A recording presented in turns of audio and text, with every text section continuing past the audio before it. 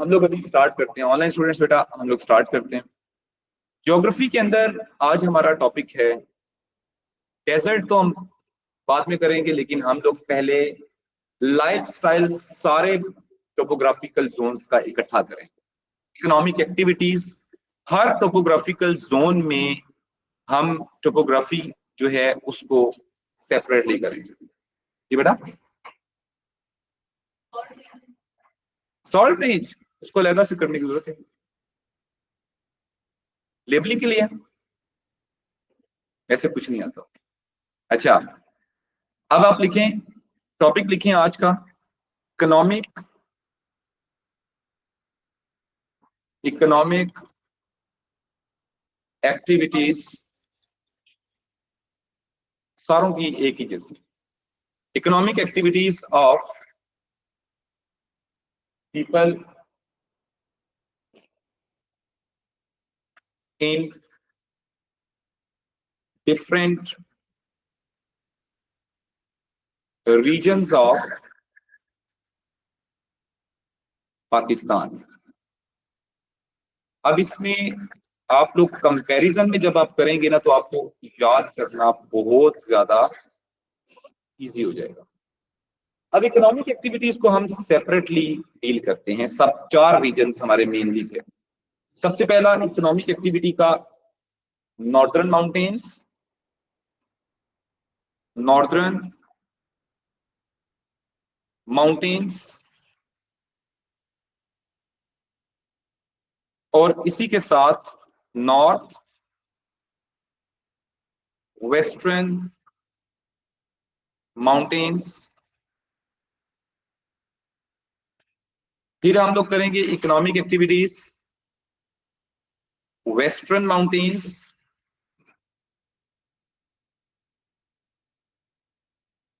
फिर इसके बाद हम एक्टिविटीज करेंगे।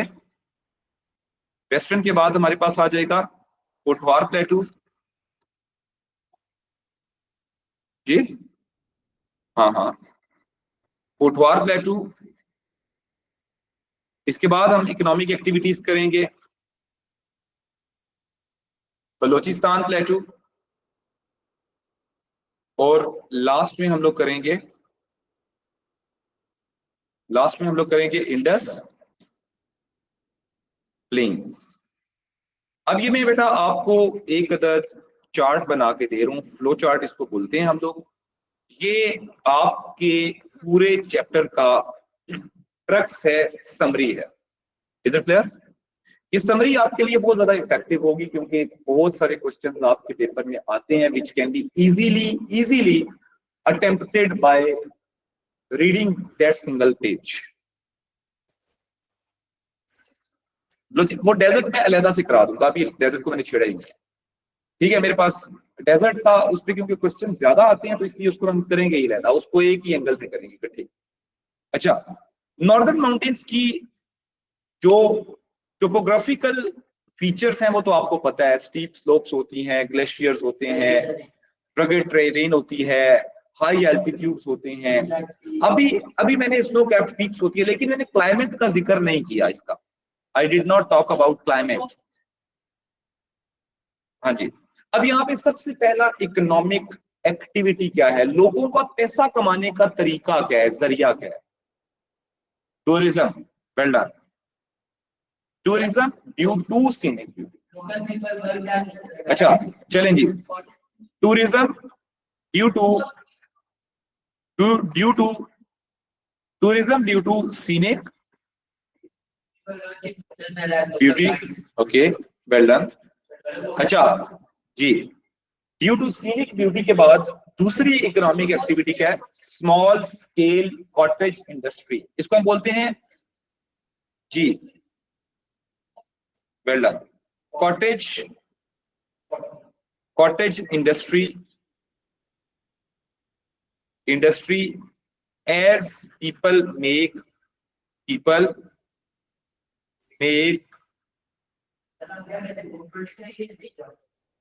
goods for goods at home, goods at home। अब ये याद रखें, लोग जो है कॉटेज इंडस्ट्री प्रैक्टिस करते हैं। कॉटेज इंडस्ट्री कॉटेज कहते हैं बेसिकली इट इज ए हट, एक घर को हम बोलते हैं कॉटेज, ये बोलते हैं ना। कॉटेज इंडस्ट्री वो इंडस्ट्री होती है where goods are manufactured at home by using family labour. हम सारे एक फैमिली हैं, हम लोग यहाँ पे कोई एक ये समझ लें कि हम कोई जो है यहाँ पे बनाना शुरू कर देते हैं, बास्केट्स बनाना शुरू कर देते हैं, घर में हैंडीक्राफ्ट बनाना शुरू कर देते हैं। हम सारे फैमिली जो है जब हम मिलके कोई काम करेंगे और अपने घर के अंदर करेंगे तो it would be called cottage cottage industry. 1 number की डेफिनेशन आती है पेपर पे, याद रखिएगा। कॉटेज जी आई थी, तो यहाँ पे मैं 1 लिख रहा हूं साथ में। कॉटेज इंडस्ट्री आपके पेपर में आ सकती है, 1 नंबर की डेफिनेशन जी। What is cottage industry? An industry where goods are made at home by using family labour. हाँ, घरों के अंदर बाय यूजिंग फैमिली लेबर भी लिखना जरूरी है। क्लियर? आगे चलते हैं। इसके अलावा यहाँ पे एक और भी इकोनॉमिक एक्टिविटी है, small scale terraced farming. Terraced farming is practised जी बेटा, टेरेस फार्मिंग जी। टेरेस्ड फार्मिंग जो है, टेरेस्ड फार्मिंग ये आपने देखा होगा माउंटेन्स के अंदर इस तरह जो है वो टेरेसेस बने होते हैं, यूं माउंटेन को क्लिफ को तोड़ के क्लिफ जो है उसके ऊपर टेरेस्ड फार्मिंग की जाती है। आपको आइडिया तो होगा ना टेरेस्ड फार्मिंग का, ये दिखाऊं पिक्चर। ये टेरेस्ड फार्मिंग जो है, टेरेस्ड फार्मिंग जो है ये आपको मैं दिखा देता हूँ। पाकिस्तान में सबसे बड़े टेरेस्ड फार्मिंग इन सबसे प्यारी जगह है पाकिस्तान में। ये देखिएगा, आपको लगेगा बाहर की किसी कंट्री में, लेकिन ये मेरी सबसे प्यारी, मेरी सबसे फेवरेट वैली है जहां पे मुझे पसंद है। ये वैली जो है ना पाकिस्तान की सबसे अच्छी वैलीज में से एक वैली है। ये टेरेस्ड फील्ड्स हैं। ये लीपा वैली, आजाद कश्मीर, लीपा लीपा जो है जी बेटा, लीपा जो है ये लीपा वैली है, ये पाकिस्तान में ही है, ये कोई और कंट्री नहीं है। लीपा वैली जो है ये पाकिस्तान के अंदर है। अच्छा, अब ये हमारे पास ये लीपा वैली के अंदर आप देखें तो ये फील्ड्स जो हैं ये माउंटेन्स की स्टीप्स के ऊपर बनाई जाती हैं और इनको हम टेरेस्ड स्टेयर्स की शक्ल में ये बनाई जाती हैं और इनको हम बोलते हैं टेरेस्ड फार्मिंग। डन हो गया? ये राइस नहीं, यहाँ पे ज्यादातर व्हीट ग्रो करती है और व्हीट और पल्सेस, दालें, व्हीट और दालें ग्रो करते हैं। लेकिन जो लीपा है, there is only one valley in Pakistan, Leepa, where rice is grow. और लीपा का जो राइस होता है ये रेड कलर का होता है। आप तो घर में जो राइस खाते हैं ये व्हाइट कलर का होता है, लीपा के अंदर रेड राइस होता है। ये पाकिस्तान में नहीं, दुनिया में कुछ जगह ऐसी है जहां पे रेड राइस होता है। हाँ, ये रेड राइस होता है लीपा में, नहीं मॉडिफाइड नहीं, ये नेचुरल है और ये सेंचुरीज ओल्ड है। इसका सीड किसी और इलाके में ग्रो नहीं होता, लीपा। हाँ, उस सर्टेन क्लाइमेट जी। अब इसके अलावा जो मेजर प्रोफेशन में हम चलते हैं, कैटल ब्रीडिंग जो है, कैटल को हम इसको बोलते हैं कि हाँ कैटल फार्मिंग, कैटल फार्मिंग।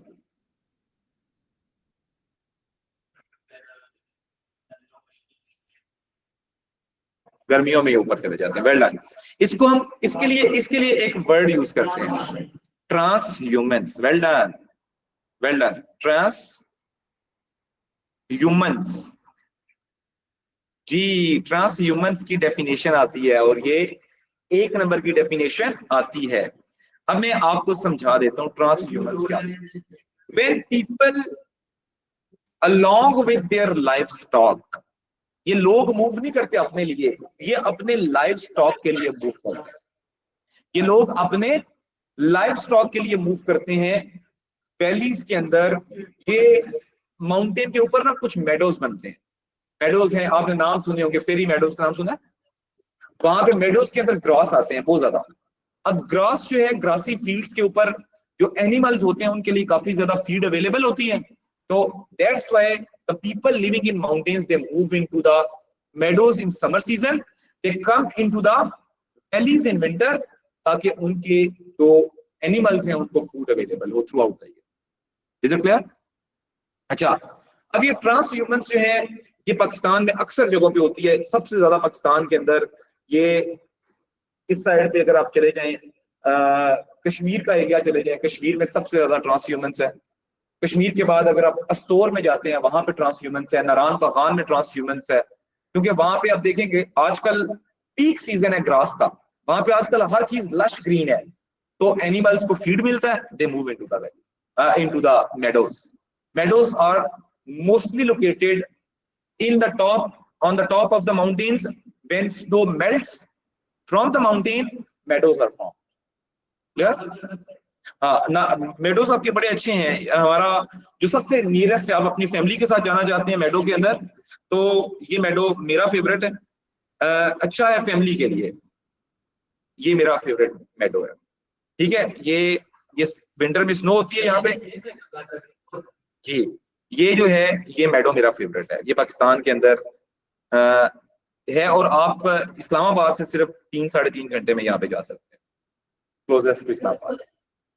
ये मेडो है, ये विंटर सीजन में स्नैक्स बहुत अच्छी बनती हैं यहाँ पे, मेरी हंड्रेड्स की तादाद में फोटोज होंगी यहाँ पे। मैं ट्रिप कराता हूँ लोगों को ट्रिप कराता हूँ मैं यहाँ पे।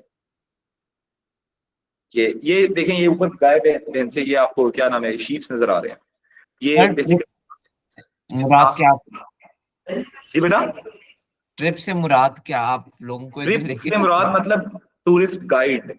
I usually play a role as a tourist guide for many people, so इसलिए जो है उनको लेके उनके लिए जो जगह की सिलेक्शन होती है क्लोज टू इस्लामाबाद, जो मुझे कहता है कि इस्लामाबाद जाना है या इसके क्लोज हमने जाना है, तो फिर मैं उनको यहाँ पे ले जाता हूँ।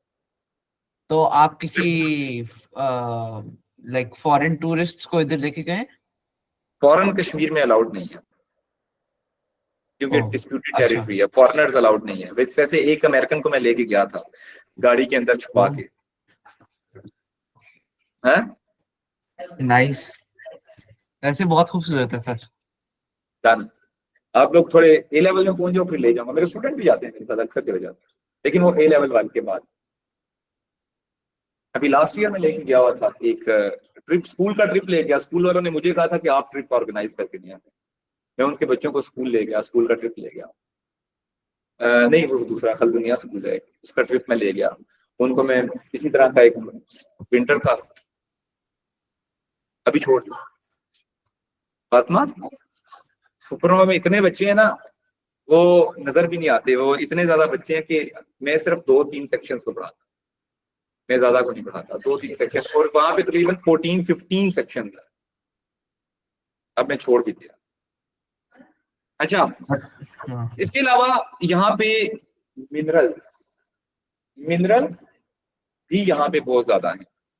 अब यहाँ पे मिनरल्स भी यहाँ पे बहुत ज्यादा है। अब यहाँ पे मिनरल एक्सट्रैक्शन, ये भी यहाँ पे बहुत ज्यादा कॉमन, ठीक है। कुछ मिनरल्स हैं, जैसे कश्मीर से रूबी निकलता है, रूबी एक आपका जेमस्टोन है, ठीक है, ग्रीन कलर का, रूबी कश्मीर से सबसे ज्यादा निकलता है। इस तरह के और भी प्रीशियस स्टोन्स पाकिस्तान के स्कर्दू, हुंजा से बहुत ज्यादा मिलते हैं, वो सारा मार्बल आपका इनसे निकलता है। आपकी जो लाइमस्टोन है, आपका सल्फेट्स हैं, आपकी बहुत सारी चीजें हैं जो यहाँ से मिलती हैं, ठीक है। इसके अलावा नॉर्दर्न माउंटेन्स के कुछ यहाँ पे याद रखिएगा कि माउंटेन्स ऐसे हैं जो एक्टिविटीज होती हैं लेकिन बहुत स्मॉल लेवल पे, जैसे फ्रूट फार्मिंग स्पेसिफिकली, अगर आप कमर्शियल फ्रूट फार्मिंग की बात करें वो इतनी नहीं होती, लेकिन फिर भी आप लिख सकते हैं कि फ्रूट फार्मिंग इज प्रैक्टिस।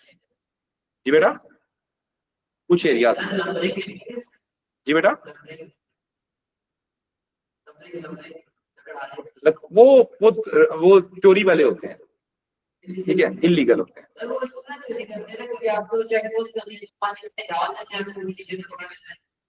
ये भी करते हैं, उसका एक तरीका होता है। ये जो लकड़ियां चोरी करते हैं ना नॉर्दर्न माउंटेन से, होता कैसे करते हैं, नॉर्दर्न माउंटेन्स में लकड़ियां चोरी करने का तरीका क्या होता है, मैं तरीका बताता हूँ, एक बिजनेस है आपके लिए। आपके लिए मैं बिजनेस आइडिया लेके आया हूँ बेटा एक। अब करते क्या है कि आप गवर्नमेंट से एक परमिट लेते हैं। गवर्नमेंट परमिट देती है आपको कि ये एक दरख्त है, इस दरख्त ये डेड हो चुका है, इसको आप काट लें। एक परमिट मैंने बनवा लिया, ठीक है। अब मैंने वो प्रिंट कर लिया, उसकी मैंने कॉपियां बनवा ली। अब पूरा साल एक दरख्त का परमिट होता है और ये हजारों की तादाद में उनको दिखाते हैं, जो चेक पोस्ट होती है उन पे दिखाते हैं, ये तो देखिए हमारा परमिट है एक दरख्त का, एक दरख्त तो हम काट सकते थे। पूरा साल वो अपने बंदों से दरख्त कटवाते हैं। हाँ, अब ये दरख्त काटने वाले, फिर दूसरा तरीका क्या होता है, दूसरा तरीका क्या होता है कि दरख्त काटते हैं, दरिया के अंदर पानी का फास्ट फ्लो होता है, दरिया के अंदर इन्हें पता होता है कि दरिया टर्न कहां से ले रहा है, वो उन टर्न्स के अंदर अपने बंदे खड़े कर देते हैं, दरख्त पे नंबर लिख देते हैं अपना, पीछे से काट के दरख्त में फेंक दिया रिवर के अंदर। तो जहां पे इन्हें पता है मोड़ है, वहां पे दरख्त बाहर निकलता है, वहां से आके इसको काट दिया, बाद में आके बताया कि ये दरख्त दरिया में आया था।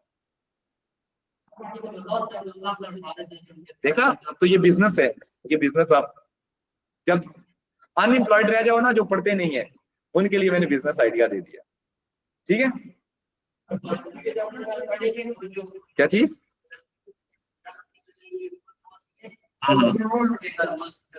बिल्कुल बिल्कुल ये है जी बेटा। अब इसके बाद हम आगे चलते हैं फर्दर जी। तो बेटा अगले वेस्टर्न माउंटेन्स, वेस्टर्न माउंटेन्स में टूरिज्म इतना नहीं है, यहाँ पे भी कॉटेज इंडस्ट्री है,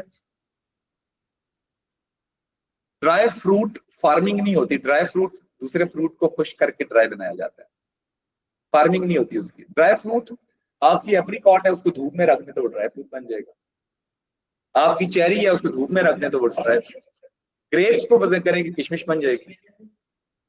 हाँ जी, कॉटेज इंडस्ट्री यहाँ पे होती है। अच्छा, दूसरे नंबर पे कॉटेज के बाद terraced farming, terraced farming, terraced farming के बाद नेक्स्ट बेटा, अच्छा टेरेस फार्मिंग के बाद नेक्स्ट क्या आता है, यहाँ पे फर्दर जो है मिनरल एक्सट्रैक्शन। जी बेटा, बहुत ज्यादा कॉमन, वेस्टर्न में भी कॉमन है मिनरल। बेटा जब देखिए दुनिया में माउंटेन्स हो या कोई भी जगह हो, लोग तो वहां पे रहते हैं, उन्होंने अपने खाने के लिए सब्जियां तो उगानी है, तो माउंटेन्स में कैसे सब्जियां उगाएंगे, टेरेसेस के ऊपर। तो टेरेस फार्मिंग दुनिया की हर माउंटेन में होती है, ठीक है। मिनरल एक्सट्रैक्शन लिख सकते हैं, लेकिन वो भी कमर्शियल करते हैं, लेकिन वो थोड़ी होती है।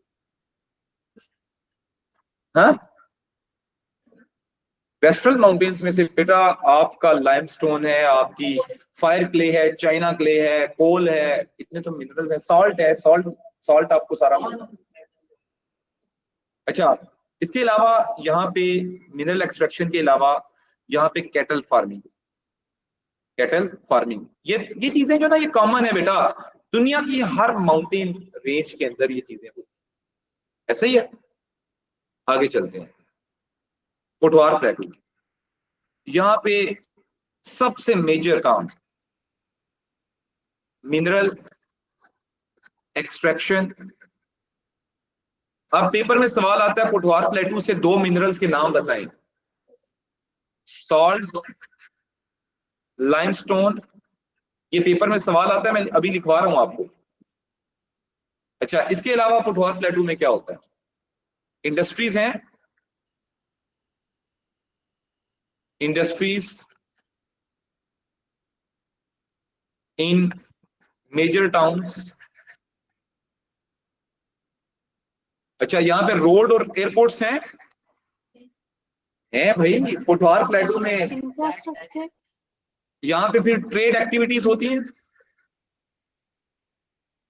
अच्छा, यहाँ पे जो पोठवार प्लेटू है ना, इसमें जो फार्मिंग होती है उसको हम स्पेसिफिकली एक डिफरेंट नाम देते हैं, उसका नाम है बारानी फार्मिंग।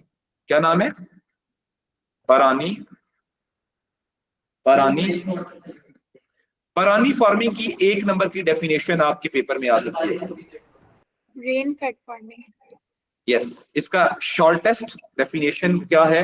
Rain fade farming. क्या बोलते हैं इसको? Rain fade farming. वो क्रॉप्स जो बारिश में ग्रो करती हैं, बारिश की वजह से ग्रो करती हैं। देखिए, बारिश के ऊपर जब आप रिलाय करते हैं तो आप वो क्रॉप सिर्फ ग्रो कर सकते हैं जिनको कम क्वांटिटी में पानी चाहिए होता है। जिनको ज्यादा क्वांटिटी में चाहिए होता है वो बारिश के ऊपर डिपेंडेंसी नहीं होती है आपकी। जब आप कमर्शियल करते हैं तो क्या आप बारिश पे डिपेंड करेंगे? नहीं करेंगे। रेनफॉल जी बेटा। अच्छा, नेक्स्ट यहाँ पे एक और इंपॉर्टेंट एक्टिविटी क्या है? बिजनेस हब है। ये है या नहीं है?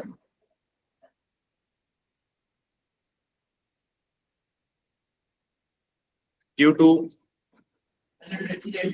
रोड एक्सेट्रा, वो इकोनॉमिक एक्टिविटी नहीं है। बिजनेस हब है तो यहाँ पे जॉब अपॉर्चुनिटीज भी लोगों के लिए ज्यादा आ गई। हम लोग सारे बैठे हुए बेटा, हम लोग सारे बैठे हुए तो हमारे लिए ये ज्यादा है। डन हो गया? नेक्स्ट अगले पॉइंट पे जी बेटा, बस तो वो खुद कर लीजिएगा। Business hub due to roads and this and that. अच्छा, नेक्स्ट पॉइंट पे आ जाए। Balochistan plateau, mineral extraction. कौन सा मिनरल मिलता है बलूचिस्तान से? ओ, बलूचिस्तान में दुनिया के हर बेस्ट मिनरल्स मिलते हैं। कॉपर, गोल्ड, कोल, गैस, बहुत सारे मिनरल्स हैं। ये रेकॉर्ड एक पाकिस्तान में है, ये कॉपर और गोल्ड निकालने के लिए। क्रोमाइट, ये पाकिस्तान में बहुत ज्यादा मिनरल है। ठीक है, क्रोमाइट भी स्टील बनाने, स्टील को अलॉय के लिए है। अच्छा, next, Balochistan is the fruit basket of Pakistan. Pakistan का जो 80% एक्सपोर्ट होता है फ्रूट, वो बलूचिस्तान से आता है। फ्रूट फार्मिंग,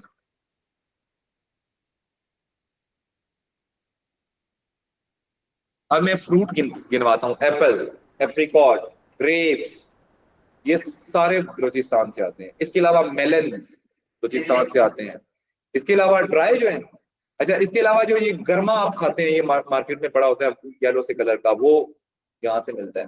अच्छा, बलूचिस्तान के अंदर बहुत ज्यादा ड्राई फ्रूट भी यहाँ पे लोग बहुत ज्यादा घरों में बनाते हैं। ड्राई फ्रूट रस्तों पे नहीं होता, ये घर में ला के उसको ड्राई कर लेते हैं छत पे। बेसिकली ज्यादातर ड्राई फ्रूट हुंजा में बनता है। ड्राई फ्रूट हुंजा और गिलगित की मेन पहचान है। जो ये वाला एरिया है, यहाँ पे ड्राई फ्रूट में जो किशमिश है वो सबसे ज्यादा बनती है कोयटा से, कोयटा के आसपास। कोयटा नट, इस तरह ही है कि फ्रूट फार्मिंग के अंदर ग्रेप्स, ईटीसी, एप्रिकॉट, बस ये लिख लो। बलूचिस्तान प्लेटू में इकोनॉमिक एक्टिविटी, पोर्ट्स हैं तो फिशिंग, सी पोर्ट, तो फिशिंग, 6 बड़ी फिशिंग पोर्ट्स हैं यहाँ पे, गवादर, बसनी और माड़ा, दीवानी, सोमियानी, ये सारी यहाँ पे। ठीक है, इसके अलावा इस यहाँ पे बलूचिस्तान में एक और इकोनॉमिक एक्टिविटी है, वो है, यस बेटा, टेलीकम्युनिकेशन। टेलीकम्युनिकेशन यहाँ पे बहुत वीक है। कैटल फार्मिंग, कैटल फार्मिंग बहुत ज्यादा यहाँ पे, क्योंकि वहां पे लोगों के पास लैंड फॉर ग्रोइंग क्रॉप्स नहीं,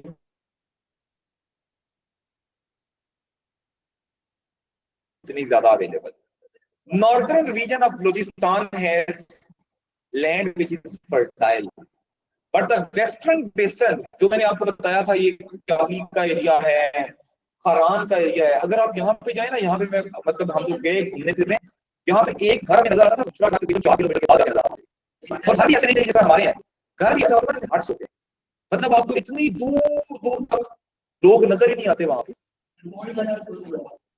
कोल्ड नहीं है, खारान डेजर्ट है। कोल्ड डेजर्ट तो बेटा स्कर्दू में है, सफरंगा की बात कर रहे हैं वो उधर स्कर्दू में। अच्छा, कोल फार्मिंग या कैटल फार्मिंग आ गई। अब ये आपकी कुछ इकोनॉमिक एक्टिविटीज है, ठीक है। अब पोठवार प्लेटू के बाद, सॉरी बलूचिस्तान प्लेटू के बाद इंडस प्लेन्स। इंडस प्लेन्स के अंदर इकोनॉमिक एक्टिविटी क्या है? Agriculture, well done. पाकिस्तान का 80% एग्रीकल्चरल प्रोडक्शन इंडस प्लेन्स में होती है। 80% क्रॉप्स हमारी एग्रीकल्चरल प्रोडक्शन कहां पे होती है? इंडस प्लेन्स में, अपर और लोअर में। और 70% पॉपुलेशन भी है। अच्छा, एग्रीकल्चर के बाद इंडस्ट्री, इसके अलावा फिश फार्मिंग, पानी अवेलेबल है ना, तो फिश फार्म्स बनाओ अपने अपने। इसके अलावा बिजनेस है, यस बेटा बिजनेस है। बिजनेस के अलावा ट्रेड है। ये सारी हमारी एक्टिविटीज है हम लोग। Is it clear? Lot of large flat area is available, तो इसके लिए ये सारी एक्टिविटीज। डन बेटा? नहीं बेटा? जी बेटा। इंफ्रास्ट्रक्चर इकोनॉमिक एक्टिविटी है, इंफ्रास्ट्रक्चर की वजह से बिजनेस और ट्रेड है। Is it clear? अच्छा, अब यहाँ पे एक चीज आप मुझे बताएं, इन सारे इलाकों में से सबसे मुश्किल किस एरिया में रहना है? सबसे मुश्किल किस एरिया में रहना है? इंडस प्लेन में सबसे सबसे सबसे ज्यादा इजी जो है वो इंडस प्लेन है। सबसे मुश्किल वेस्टर्न और नॉर्दर्न माउंटेन्स है, फिर बलूचिस्तान प्लेटू है, फिर पोठवार प्लेटू है, फिर इंडस प्लेन। याद रखिएगा, ठीक है। ये जो मैंने सीक्वेंस आपको लिख के दिया है, इसमें से पोठवार प्लेटू का उल्टा पुल्टा कर दे, पोठवार और बलूचिस्तान को, बाकी सीक्वेंस चाहिए। ठीक है, आसान नहीं है। यहाँ पे कैपिटल अगर ना होता ना, यहाँ पे लोग रहते ही ना। इतनी बुरी लैंड है ये। अगर इस्लामाबाद कैपिटल यहाँ पे ना होता, यहाँ पे लोग ना रहते इतने ज्यादा। ये जहाँ पे हम लोग बैठे हैं, ये सारे गांव थे छोटे छोटे। जी, आपको आगे से जाएंगे पहाड़ों की तरफ गाँव मिलना शुरू होते हैं। तो ये बेसिकली एक इकोनॉमिक एक्टिविटी है। यहाँ पे प्रॉब्लम्स क्या है लोगों के लिए, ये हम लोग लिखते हैं problems of topography. Problems of topography क्या है यहाँ पे बलूचिस्तान नॉर्दर्न माउंटेन्स के लिए, इवन वेस्टर्न के लिए भी यही प्रॉब्लम्स है तकरीबन। Number 1, steep slopes. क्लाइमेट नहीं लिखना, हम टोपोग्राफी पढ़ रहे हैं, क्लाइमेट नहीं लिखेंगे आप लोग। Steep slopes, so road construction is, जी बेटा कितने टॉल कितने होते हैं नॉर्दर्न माउंटेन्स? इनकी एवरेज हाइट 4 से 5000 मीटर के दरमियान। Rugged landscape, so little agriculture. Rugged landscape तो लिटिल एग्रीकल्चर। अच्छा, इसके अलावा melting of glaciers cause floods. Melting of glaciers cause floods. इसके अलावा avalanches, so blocks the road. Avalanches block roads. अच्छा, इसके फायदे भी हैं, इसकी टोपोग्राफी के कुछ फायदे भी हैं। इसकी टोपोग्राफी के फायदे क्या हैं? एक तो valleys are rich in beauty. अब ये लिखें, मैं लिखवाता हूं फायदे। इकोनॉमिक एक्टिविटीज है, लेकिन बेनिफिट्स ऑफ दीज माउंटेन्स क्या है? Benefits of topography, benefits of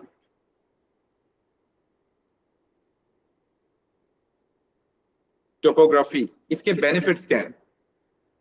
valleys,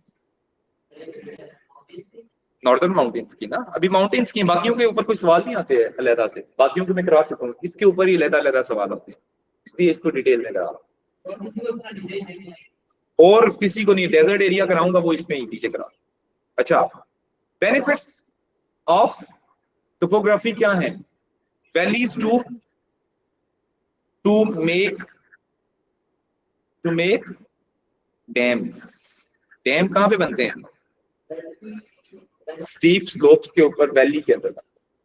इसके अलावा वैलीज फॉर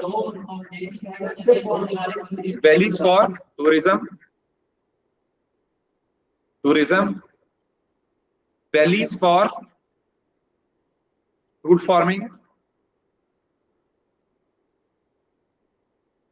अच्छा, इसके अलावा मेल्टिंग ऑफ ग्लेशियर क्या करती है? Provide water. जी बेटा, melting of glacier provide water, ये हमारे पास आ गया। डन बेटा? जी, इज इट क्लियर? अब ये कुछ फायदे भी आपको पता चल गए। इसके अलावा ये माउंटेन्स की इतनी ज्यादा हाइट है कि जो वेस्ट वाली साइड से हमारे पास विंड्स आती हैं, तो आप गाइड कर रहे हैं। अच्छा अच्छा, बेनिफिट्स ऑफ टोपोग्राफी जो है वो हमारे क्लियर हो गए, ये नॉर्दर्न माउंटेन्स है। इसके अलावा अब हमारे पास एक आखिरी पोर्शन है जिसके ऊपर सवाल बनते हैं, डेजर्ट एरियाज। डेजर्ट अभी कर लेंगे, छोटा सा तो है, नहीं अभी करेंगे, कल मैं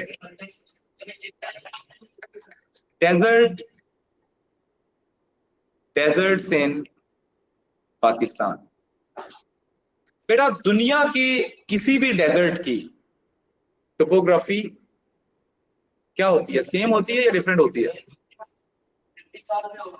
बेटा, डेजर्ट्स इन पाकिस्तान, पहली बात यह है कि लेबलिंग के लिए आते हैं ये, और लेबलिंग मैंने आपको बताई थी पहले, मैं दोबारा भी बता देता हूँ लेबलिंग, लेकिन बाद में बताता हूँ, पहले आप लिख लें फीचर्स। हाँ, relief features of deserts, relief features, कोई भी लंबा नहीं है, जल्दी हो जाएगा। Relief features number 1, relief feature में सबसे पहले यहां पे क्या होता है? Sandy plains. क्या है? सैंड वाले प्लेन जो होते हैं, सैंडी प्लेन्स के अलावा यहाँ पे सैंड ड्यून्स भी होते हैं। ये तो आपने देखे होंगे कहीं ना कहीं पे। रियल लाइफ में डेजर्ट में कौन गया हुआ है? रियल लाइफ में डेजर्ट में कौन गया हुआ है? एक और दो लोग डेजर्ट में गए। गुड, तीन हो गए भाई, वेल डन। 3 लोग डेजर्ट में गए हैं, गुड। अच्छा, इसमें ओएसिस, यहाँ पे क्या है? ओएसिस। ओएसिस किसको कहते हैं? पेपर में 1 नंबर की डेफिनेशन आती है, एक पैच ऑफ ग्रीनरी। हाँ, डेजर्ट सफारी है आपका। So patch of greenery, a patch of greenery and water in desert। बस, डेजर्ट के अंदर जो पैच ऑफ ग्रीनरी, ये जो डेजर्ट में बन जाता है, उसे हम क्या बोलते हैं? ओएसिस। ओएसिस जो है ये डेजर्ट के अंदर आपको अक्सर जो बोलते हैं। अच्छा, इसके अलावा और क्या बोला था? स्पार्स वेजिटेशन, दरख्त हैं, होते हैं यहाँ पे, स्पार्स वेजिटेशन, स्पार्स वेजिटेशन, ये आपका आ जाता है। डन हो गया बेटा ऑनलाइन स्टूडेंट्स? रिलीफ फीचर्स के बाद यहाँ पे इकोनॉमिक एक्टिविटीज क्या होती है? इकोनॉमिक एक्टिविटीज, पाकिस्तान के सारे डेजर्ट में क्या एक्टिविटीज होती है? नंबर 1, आपने क्या बोला था? नोमैडिक लाइफस्टाइल है वो। इकोनॉमिक बेसिक करवाने के क्या जरिए हैं यहाँ पे? यस बेटा। नंबर 1 कॉटेज इंडस्ट्री, और कॉटेज इंडस्ट्री के अलावा यहाँ पे और मिनरल एक्सट्रैक्शन। यस बेटा, मिनरल एक्सट्रैक्शन यहाँ पे किस चीज की है? कोल। पता है पाकिस्तान में जो सबसे बड़े कोल के रिजर्व्स मिले हैं वो कहां से मिले हैं? थर डेजर्ट से। थर डेजर्ट के अंदर इतना कोल है कि पाकिस्तान के लिए 170 ईयर्स के लिए एनफ है। 170 ईयर्स तक पाकिस्तान की नीड्स को फुलफिल कर सकता है। ठीक है, बस हम अनसस्टेनेबल होते जा रहे हैं दिन भर। अच्छा, आगे चलते हैं फर्दर। मिनरल एक्सट्रैक्शन के बाद यहाँ पे डेजर्ट एरिया में और इकोनॉमिक एक्टिविटी, कैटल फार्मिंग नहीं है? लोग भेड़ बकरियां नहीं पालते? कैमल्स नहीं होते यहाँ पे? देखिए कभी, कैमल हैं, शीप्स हैं, गोट्स हैं, काउज हैं, यहाँ पे होते हैं। काउस कम होते हैं, लेकिन होते भी हैं तो वो मॉल न्यूट्रिशन क्या होते हैं, वो जो वीक वीक से होते हैं, किस तरह के होते हैं वो? हाँ, वो पतले पतले से, सूखे सूखे से बेचारे होते हैं, क्योंकि खाना नहीं मिलता उन्हें। अच्छा, नेक्स्ट बेटा, फर्दर इकोनॉमिक एक्टिविटी यहाँ पे और क्या हो सकती है? सोलर पैनल लगा सकते हैं आप? अच्छा खैर, इकोनॉमिक एक्टिविटीज बस सिंपल यही है, और ज्यादा नहीं है। यहाँ पे प्रॉब्लम्स क्या है डेजर्ट में? अगर आपको रहना पड़ जाए, आप हीट नहीं है, टोपोग्राफी के प्रॉब्लम बताने हैं सिर्फ आपको। Number 1 sand storm. Sand,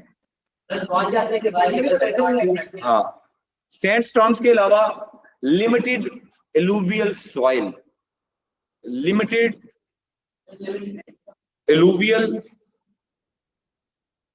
alluvial soil, limited water. Barren land.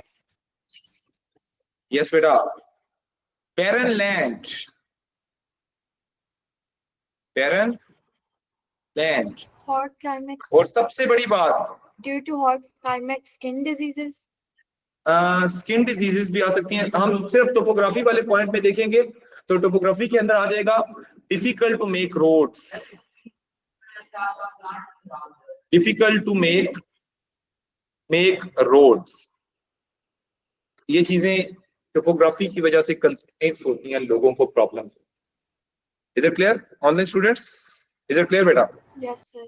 तो Yes, sir. अब हमारे पास एक चीज याद रखिएगा, एक वर्ड आपके उसमें आता है, पेपर में एक वर्ड आता है जो रहता है हमारा इस टॉपिक में, ड्रेनेज की डेफिनेशन आती है। ड्रेनेज लिख लें, एक डेफिनेशन लिखे।